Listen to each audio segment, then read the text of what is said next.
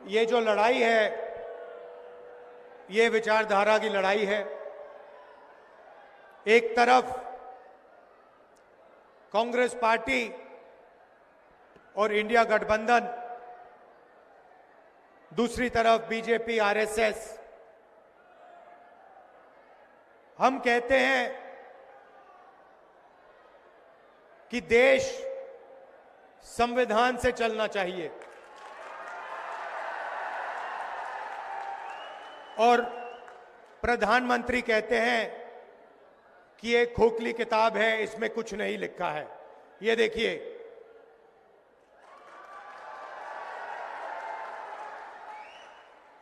ये किताब खोखली सिर्फ आरएसएस के कार्यकर्ताओं के लिए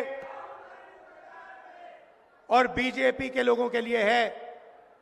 हमारे लिए ये इस देश का डीएनए है। इसके अंदर अंबेडकर जी की, फूले जी की, शिवाजी महाराज जी की, बुद्ध भगवान की, नारायण गुरु, बसवना, महात्मा गांधी, इन सब की सोच हमारे लिए इस किताब में है। और ये हमारे लिए एक नई किताब नहीं है, ये हमारे लिए हजारों साल पुरानी सोच है। और जो इसमें लिखा है उसी के लिए हजारों साल से हिंदुस्तान में लोग लड़ रहे हैं, मर रहे हैं।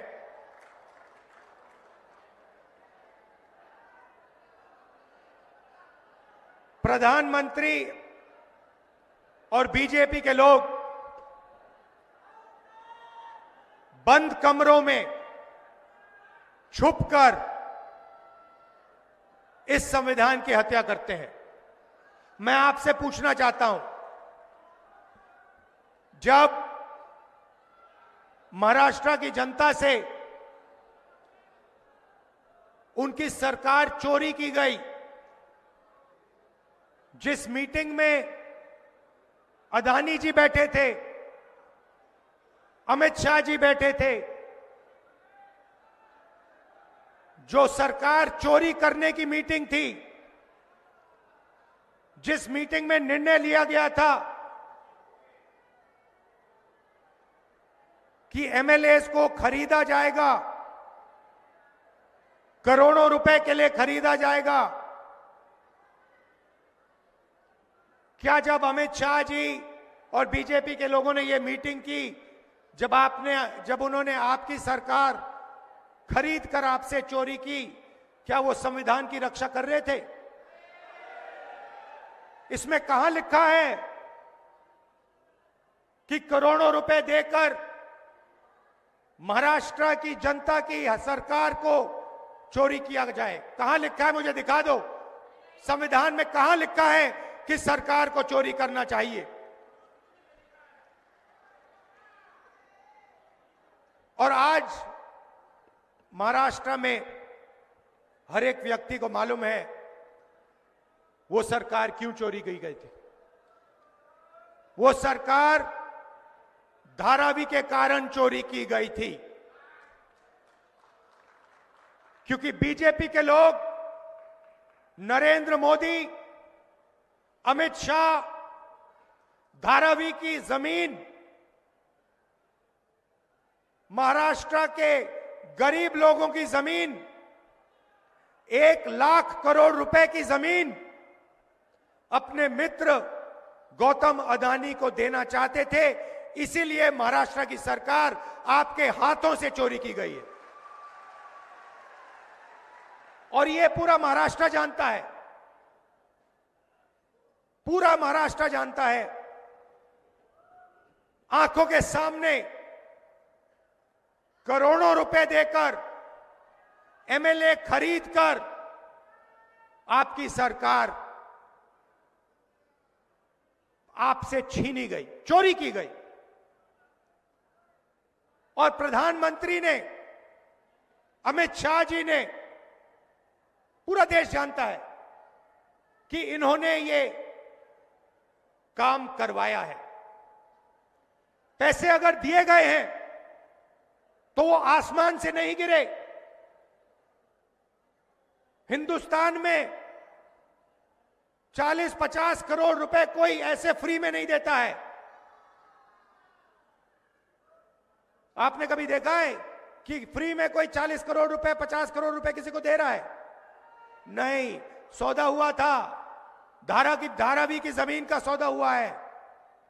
इसीलिए एमएलएस को करोड़ों रुपए दिए गए।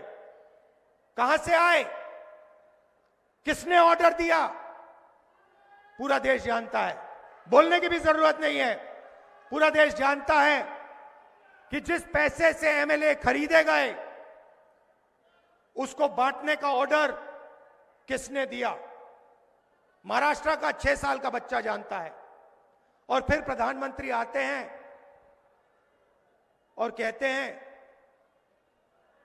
कि राहुल गांधी रिजर्वेशन के खिलाफ है। मेरी बहन मुझे बता रही थी कि उन्होंने मोदी जी का भाषण सुना और उस भाषण में मेरी बहन ने मुझे कहा कि जो हम बोलते हैं वही मोदी जी आजकल बोल रहे हैं। पता नहीं, शायद मेमोरी लॉस हो गया है।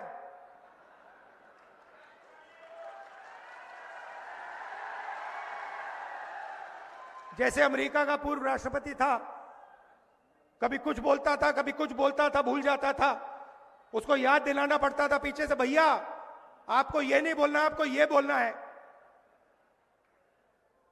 वहां पे यूक्रेन का राष्ट्रपति आया और अमेरिका के राष्ट्रपति ने कहा कि भैया रूस के राष्ट्रपति पुतिन आए हैं।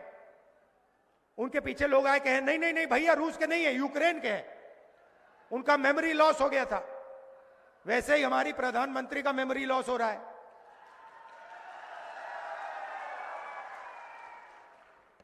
पता नहीं, शायद अगली मीटिंग में आपके पास आएंगे, कहेंगे भैया महाराष्ट्र की सरकार सोयाबीन के लिए 7,000 रुपए देती है प्रति क्विंटल। मैंने कहा कि बीजेपी कॉन्स्टिट्यूशन पे आक्रमण कर रही है। वो कहते हैं कांग्रेस पार्टी संविधान पर आक्रमण कर रही है। हर भाषण में मैं कह रहा हूं, मैं इसको लेके खड़ा हो रहा हूं, कह रहा हूं कि भाई इस पर बीजेपी आक्रमण कर रही है। 1 साल से मैं बोल रहा हूं। मोदी जी को पता लगा कि लोगों को गुस्सा आ रहा है, तो मोदी जी कह रहे हैं, राहुल गांधी कह रहा है कि राहुल गांधी संविधान पर आक्रमण कर रहा है। मैं हर मीटिंग में कहता हूं कि 50% की रिजर्वेशन की जो दीवार है उसको हम तोड़ के परे कर देंगे। लोकसभा में मैंने नरेंद्र मोदी जी के सामने बोला कि 50% की जो रिजर्वेशन की दीवार बना रखी है, जिसको आप नहीं तोड़ना चाह रहे हो, उसको हम लोकसभा में तोड़ के दिखाएंगे। उनके सामने मैंने बोला, मेमोरी लॉस हो गई। मोदी जी कहते हैं राहुल गांधी रिजर्वेशन के खिलाफ है। राहुल गांधी, उनके सामने मैंने बोला कि मैं 50% की जो दीवार है उसे तोड़ने वाला हूं। कांग्रेस पार्टी इंडिया गठबंधन उस दीवार को तोड़ेगी। और मोदी जी का मेमोरी लॉस हो गया, कहते हैं राहुल गांधी तो रिजर्वेशन के खिलाफ है। अगली मीटिंग में कहेंगे कि राहुल गांधी जाति जनगणना के खिलाफ है। मैंने उनके सामने बोला, मोदी जी जाति जनगणना कराइए, देश को पता लगना चाहिए कितने दलित हैं, कितने आदिवासी हैं, कितने पिछड़े वर्ग के लोग हैं। देश को पता लगना चाहिए कि इनकी भागीदारी कितनी है। आबादी, आप समझो, आप ताली बजा रहे हो मगर बात समझो। मैं 1 साल से हर भाषण में यह कह रहा हूं, मीडिया वाले दिखाते नहीं है, ये उनके हैं।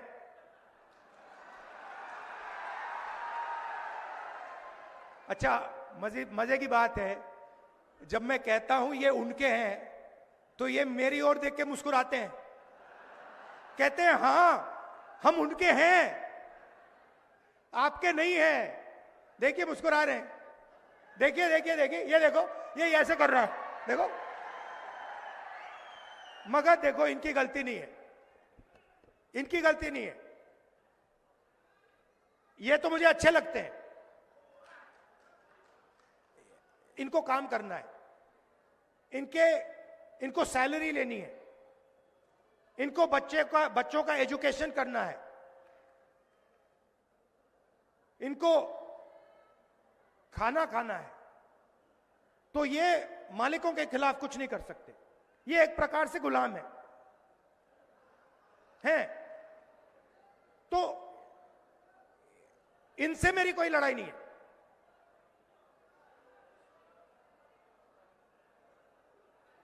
मगर ये हमारी बात कभी नहीं दिखाएंगे, 24 घंटा मोदी जी का चेहरा दिखाएंगे, हमारा भाषण कभी नहीं दिखाए। जैसे अभी मैंने बोला नरेंद्र मोदी जी का मेमोरी लॉस हो गया, ये कभी नहीं बताएंगे, सवाल नहीं उठता। आप देखना, आज शाम को टीवी देखना, कहेंगे मोदी जी की मेमोरी तो बड़ी जबरदस्त है, वो एक बार कुछ सुन लेते हैं तो 70 साल के लिए वो उसको भूलते नहीं है। और फिर उसमें जोड़ देंगे जब वो छोटे थे, झील में जाके वो मगरमच्छ से लड़े थे और मगरमच्छ को उन्होंने डुबाया। मगर जब गंगा जी में जाते हैं तो लगता है कि तैरना नहीं जानते हैं। तो मेरा कहना है कि लड़ाई संविधान की है। अंबेडकर जी की सोच, गांधी जी की सोच, बुद्ध भगवान की सोच, फूले जी की सोच, उसकी हम रक्षा कर रहे हैं। जब हम कहते हैं कि जाति जनगणना होना चाहिए, मैं आपसे पूछता हूं, क्या अंबेडकर जी जाति जनगणना के साथ होते या खिलाफ होते? साथ होते ना। फूले जी साथ होते खिलाफ होते? बुद्ध भगवान साथ होते खिलाफ होते? नारायण गुरु, बसवना, महात्मा गांधी साथ होते खिलाफ होते? नरेंद्र मोदी खिलाफ है। नरेंद्र मोदी जाति जनगणना के खिलाफ है, क्योंकि अगर खिलाफ नहीं होता तो 5 साल 7 साल पहले वो इसको करवा देता। मगर नरेंद्र मोदी नहीं करवाना चाहता है, और आज मैं आपको ये बताने आया हूं क्यों। आपकी आबादी, पिछड़ों की आबादी 50% है कम से कम, दलित 15, आदिवासी 8, माइनॉरिटी 15, जोड़ दो तो 90% हो जाता है। और 90% आपकी आबादी है। जीएसटी आप देते हो।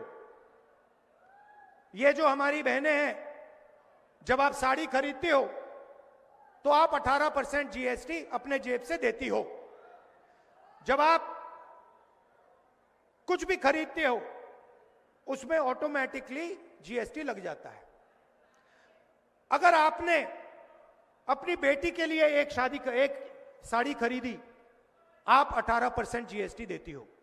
अगर वही साड़ी अरबपति अदानी ने खरीदी तो वो भी 18% जीएसटी देगा, वो 19% नहीं देगा।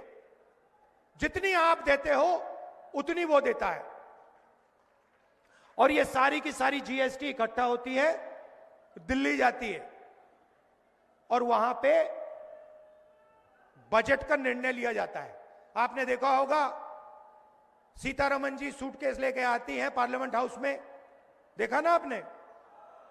महाराष्ट्र में दूसरा सूटकेस लेके आते हैं एमएलए वाला, वहां पे छोटा सा सूटकेस होता है, यहां पे बहुत बड़ा होता है। छोटा सा सूटकेस लेके जाती हैं और बजट पेश करती हैं। तो मैंने पता लगाया कि ये जो बजट है आपके जीएसटी का बजट, इसको कौन बनाता है? पता लगा कि 90 अफसर इस बजट को बनाते हैं। 90 अफसर सारे के सारे फाइनेंशियल निर्णय लेते हैं। महाराष्ट्र में कितना पैसा आएगा, सड़कों में कितना जाएगा, रेलवेज में कितना जाएगा, अग्निवीर होगा या नहीं होगा, सारे के सारे निर्णय 90 ब्यूरोक्रेट लेते हैं, आईएएस अफसर हैं। मैंने उनकी लिस्ट निकाली। और मैंने कहा पता लगाते हैं कि 90 में से दलित कितने, आदिवासी कितने, पिछड़े वर्ग के कितने, और यह भी पता लगाते हैं कि जब धन बढ़ता है तो कितने रुपए का निर्णय आदिवासी अफसर लेते हैं, कितने का दलित लेते हैं, कितने का पिछड़े वर्ग लेते हैं। आज मैं आपको ये बताना चाहता हूं, दलितों की आबादी 15%, 90 अफसर में से 3 आपके, और 3 अफसर अगर बजट में 100 रुपए बढ़ता है तो 3 अफसर पूरा मिलाकर 100 में से 1 रुपये का निर्णय लेते हैं। दलितों की आबादी 15%, बजट में दलितों की भागीदारी 1 रुपया 100 रुपए में से। आदिवासी 8% आबादी, 100 रुपए में से 10 पैसे का निर्णय ये लेते हैं। आबादी 8%, भागीदारी 100 रुपए में से 10 पैसा। और पिछड़े वर्ग के कम से कम 50% आपकी आबादी है। 3 अफसर हैं आपके 90 में से, छोटे छोटे डिपार्टमेंट दे रखे हैं, और अगर आप ओबीसी अफसर को जोड़ दें तो 100 रुपए में से 5 रुपए का निर्णय ओबीसी अफसर लेते हैं। मतलब अगर आप दलित, आदिवासी और पिछड़े वर्ग को जोड़ दें तो 6 रुपए 10 पैसे 100 रुपए में से आप निर्णय लेते हो। आपकी आबादी 50%, 15%, 8%, 73% होता है टोटल, और आपकी भागीदारी 100 रुपए में से 6 रुपए। ये हो क्या रहा है? मैंने मजाक किया, मैंने कहा कि मीडिया में हमारे लोग नहीं है। मेरा मतलब क्या था, आप मीडिया के एंकर्स को देखिए, बड़े बड़े पत्रकारों को देखिए, उनके नीचे नाम आता है, उस नाम को पढ़िए, मालिकों के नाम पढ़िए, अदानी, अंबानी, टाटा, बिरला, ये नाम पढ़िए। नाम के पीछे सब कुछ है। और मुझे बता दीजिए, ये मीडिया वाले जो हैं, एंकर्स जो हैं, मालिक जो हैं, इनमें से दलित कितने, आदिवासी कितने, पिछड़े कितने? एक भी नहीं है। हिंदुस्तान की सबसे बड़ी कंपनियों की लिस्ट मैंने निकाली है, 200 सबसे बड़ी कंपनियों की लिस्ट मैंने निकाली है। मालिकों की लिस्ट, एक ओबीसी नहीं है, एक दलित नहीं है, एक आदिवासी नहीं है। तो हो क्या रहा है? आप समझिए, हो क्या रहा है? आप हो किसान, आप हो मजदूर, आप हो बेरोजगार युवा, कौन? दलित, आदिवासी, पिछड़ा वर्ग और गरीब जनरल कास्ट। उसमें आप 5% गरीब जनरल कास्ट जोड़ दीजिए। आपको एमएसपी नहीं मिलती, आपके अस्पताल प्राइवेटाइज किए जा रहे हैं, आपके स्कूल और कॉलेज यूनिवर्सिटी प्राइवेटाइज किए जा रहे हैं। कहां जा रहे हैं? 5% लोगों के हाथ में जा रहे हैं, और जिनके हाथ में जा रहे हैं वहां पे आपको एक ओबीसी नहीं मिलेगा, एक दलित नहीं मिलेगा, एक आदिवासी नहीं मिलेगा। प्राइवेट स्कूल की लिस्ट निकाल लीजिए, बड़े बड़े अस्पतालों की लिस्ट निकाल लीजिए। अपोलो अस्पताल के मालिक का नाम देखिए, एस्कॉट्स का नाम देखिए, बड़े बड़े अस्पतालों की जो चेन है उनके नाम देखिए। एक दलित नहीं है, एक आदिवासी नहीं है, एक पिछड़े वर्ग का आदमी नहीं है। मतलब नरेंद्र मोदी हिंदुस्तान को 90% लोगों के लिए नहीं चलाता है, और नरेंद्र मोदी जी को वहां इसलिए बैठाया गया है कि 90% लोगों से जीएसटी का पैसा छीना जाए, जमीन छीनी जाए और उन्हीं 20-25 अरबपतियों को दी जाए। मैं आपसे पूछना चाहता हूं, धारावी की जमीन अक्वायर हो रही है ना? हो रही है ना? 1 लाख करोड़ रुपए की जमीन है ना? गरीब लोग है ना? मैं आपसे पूछना चाहता हूं, कोलाबा की जमीन क्यों नहीं अक्वायर होती? जहां अमीर लोग बैठे हैं वो जमीन क्यों नहीं अक्वायर हो रही है? क्योंकि वहां ना दलित है, ना आदिवासी है, ना पिछड़ा है, इसीलिए वो जमीन अक्वायर नहीं हो रही है। जहां भी आपको दलित, आदिवासी और पिछड़े लोग मिलेंगे वहां जमीन अक्वायर होगी। हम जमीन अधिग्रहण बिल इसलिए लाए आपको बचाने के लिए। ये सारे के सारे मीडिया वाले मेरे पर अटैक करने शुरू कर दिए उस दिन। जिस दिन, मैं आपको बता रहा हूं, जिस दिन मैं भट्टा परसोल पहुंचा उस दिन से मीडिया वाले मेरे पीछे पड़ गए।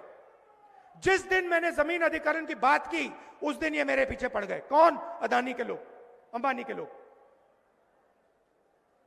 मेरी छवि बिगाड़ने की कोशिश की, हजारों मतलब करोड़ों रुपए लगा दिए कि राहुल गांधी को बदनाम करो। क्यों? क्योंकि मैं आपकी जमीन की रक्षा करता हूं।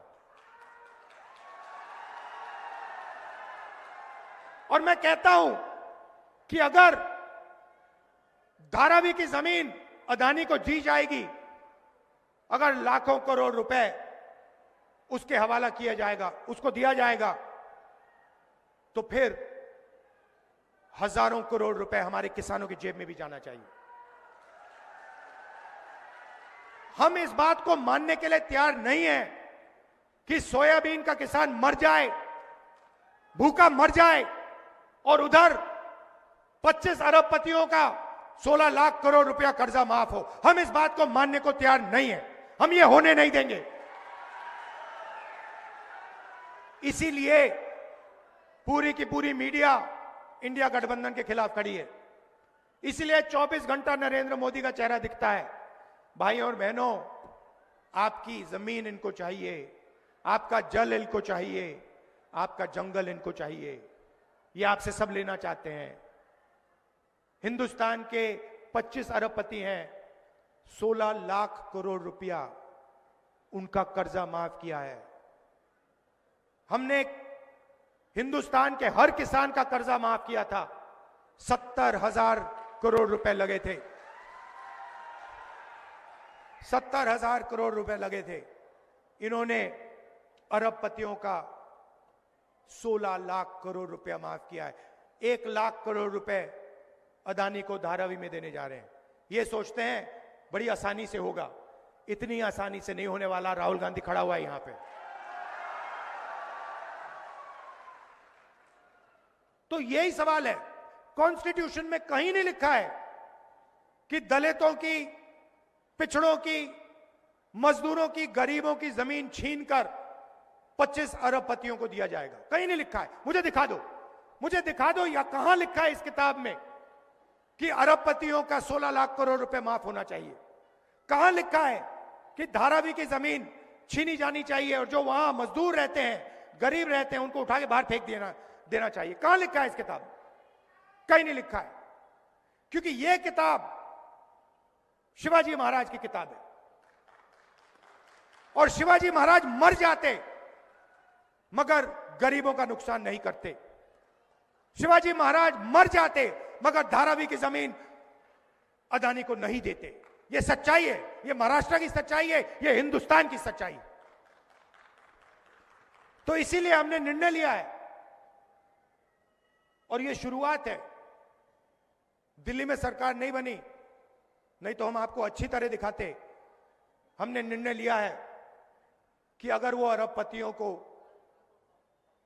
लाखों करोड़ रुपए दे सकते हैं तो हम महाराष्ट्र के किसानों को, मजदूरों को, महिलाओं को भी लाखों करोड़ रुपए दे सकते हैं। यहां महिलाएं आई हैं, हमारी सरकार यहां चुनकर आएगी।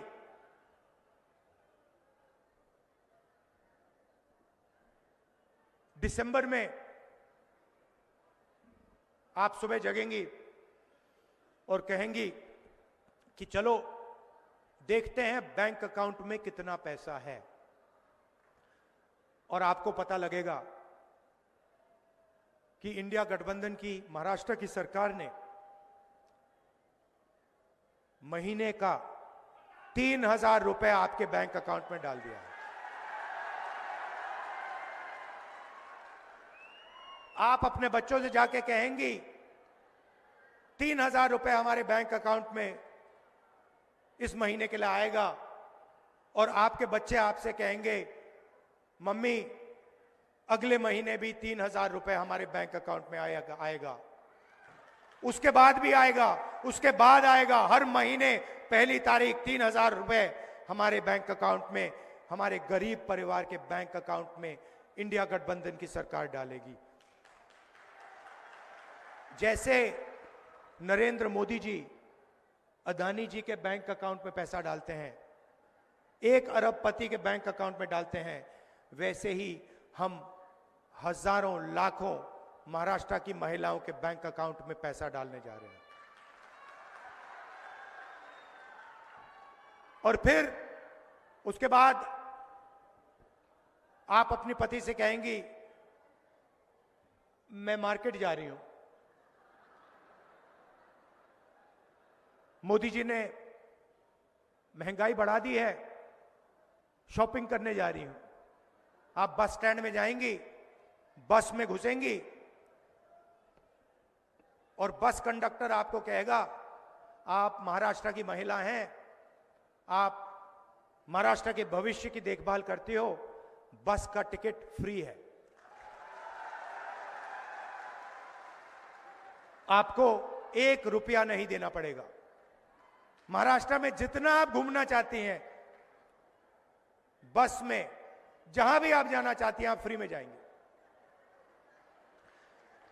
और फिर क्या होगा, फिर महाराष्ट्र के किसान कहेंगे राहुल जी आपने महिलाओं के बैंक अकाउंट में 3,000 रुपए डाल दिए,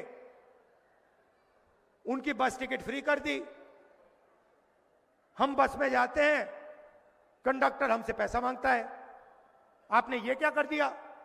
तो फिर हम महाराष्ट्र के किसान से कहेंगे कि घबराइए मत, 3 लाख रुपए तक का कर्जा आपका महाराष्ट्र की सरकार माफ करेगी। फिर सोयाबीन के किसान हमें कहेंगे कि राहुल जी पिछली सरकार में हमें सोयाबीन के लिए, मनमोहन सिंह जी की सरकार में हमें सोयाबीन के लिए सही पैसा मिलता था, ये अदानी वाली सरकार है, ये हमें सही दाम नहीं देती सोयाबीन के लिए। और हम आपसे कहेंगे घबराइए मत, महाराष्ट्र में फिर से कांग्रेस पार्टी की सरकार आ गई है, सोयाबीन के लिए आपको 7,000 रुपए प्रति क्विंटल मिलेगा। और प्याज के जो किसान हैं उनसे हम कहेंगे देखिए हमने देखा है कि प्याज के दाम ऊपर नीचे जाते रहते हैं, आपका नुकसान होता है, तो हम आपके लिए एक महाराष्ट्र सरकार में प्याज के दाम को मैनेज करने के लिए एक फेयर प्राइस कमेटी बैठाएंगे जो आपके प्याज के दाम को कंट्रोल करेगी। और कपास के किसानों को ये दिखाना जरा भैया,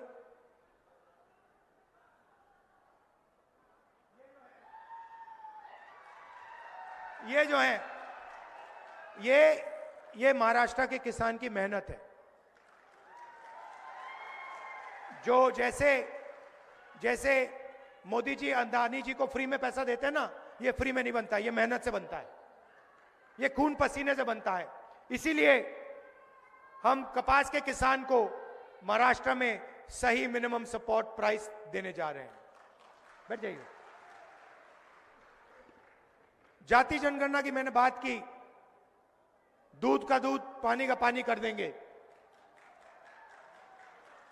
महाराष्ट्र में कास्ट सेंसस होगा, पिछड़े वर्ग, दलित, आदिवासियों को पता लगेगा कि महाराष्ट्र में उनकी कितनी भागीदारी है, उनकी कितनी जमीन है,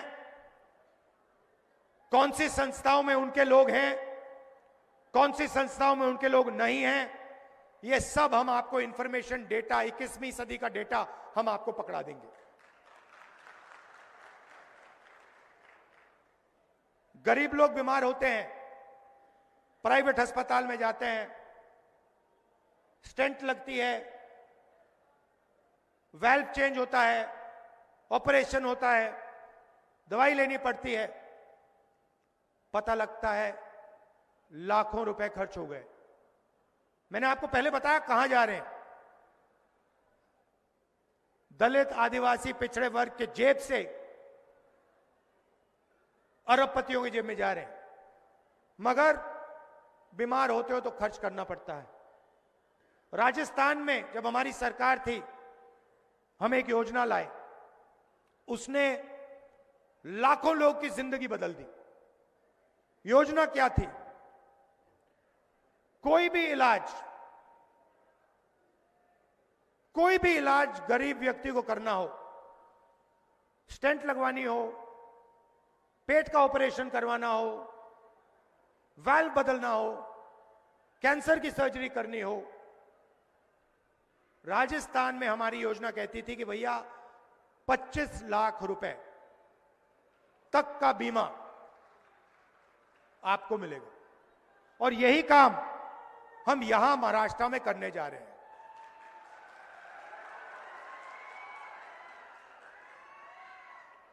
इस भीड़ में कोई भी बीमार हो, और अभी होंगे लोग जिनको ऑपरेशन करवाना हो,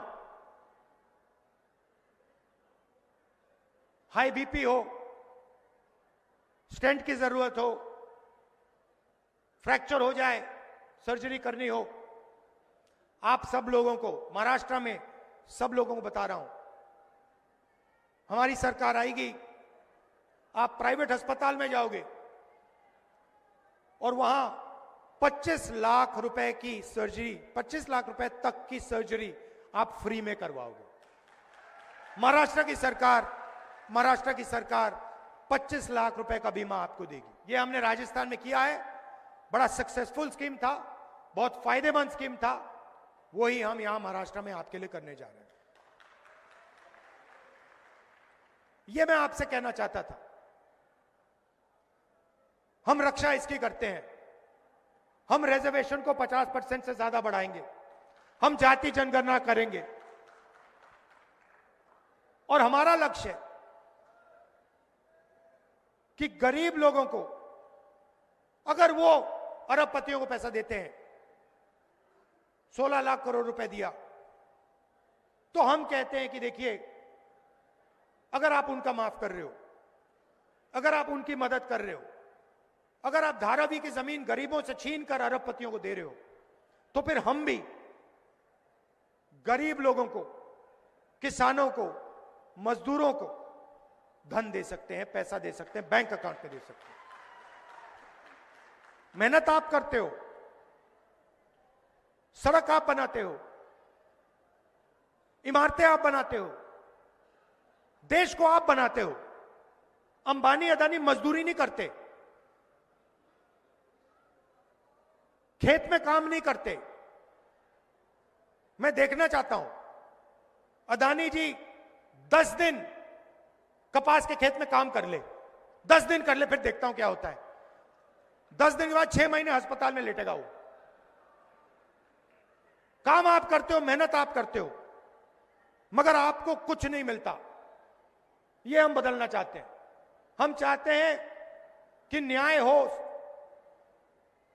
कॉन्स्टिट्यूशन में लिखा है समानता होनी चाहिए, एकता होनी चाहिए, भाईचारा होना चाहिए। इसीलिए मैंने कन्याकुमारी से कश्मीर 4000 किलोमीटर चले, 4000 किलोमीटर, एक ही नारा दिया, नफरत के बाजार में मोहब्बत की दुकान खोलेंगे। नफरत क्यों फैल रही है? नफरत इसलिए फैल रही है कि नरेंद्र मोदी जी ने रोजगार का सिस्टम खत्म कर दिया है। आज हिंदुस्तान के किसी भी प्रदेश में युवाओं को रोजगार नहीं मिल सकता। क्यों? क्योंकि अरबपति चाइना का माल हिंदुस्तान में बेचते हैं और बेचना चाहते हैं। हिंदुस्तान की सारी फैक्ट्रियां बंद कर दी, छोटे बिजनेस बंद कर दिए। आप सोचते हो, मीडिया वाले कहते हैं नोटबंदी, नोटबंदी हथियार था, योजना नहीं थी। जीएसटी आपके खिलाफ हथियार है, किसान को मारने का तरीका है, छोटे व्यापारी को खत्म करने का तरीका है। अदानी अंबानी के लिए रास्ता साफ करने का तरीका है। और नतीजा हुआ है कि देश का सारा धन 20-25 लोगों के हाथ में चला गया। और जो देश को रोजगार देते थे, चाहे वो किसान हो, चाहे वो छोटे बिजनेस वाले हो, मिडिल साइज बिजनेस वाले हो, जहां इनोवेशन होता है, जहां नई चीजें बनती हैं, वो पूरा का पूरा सिस्टम खत्म हो गया है। इसलिए देश में गुस्सा फैल रहा है, नफरत फैल रही है। और ये मैं नरेंद्र मोदी जी से कहता हूं, हर मीटिंग में कहता हूं,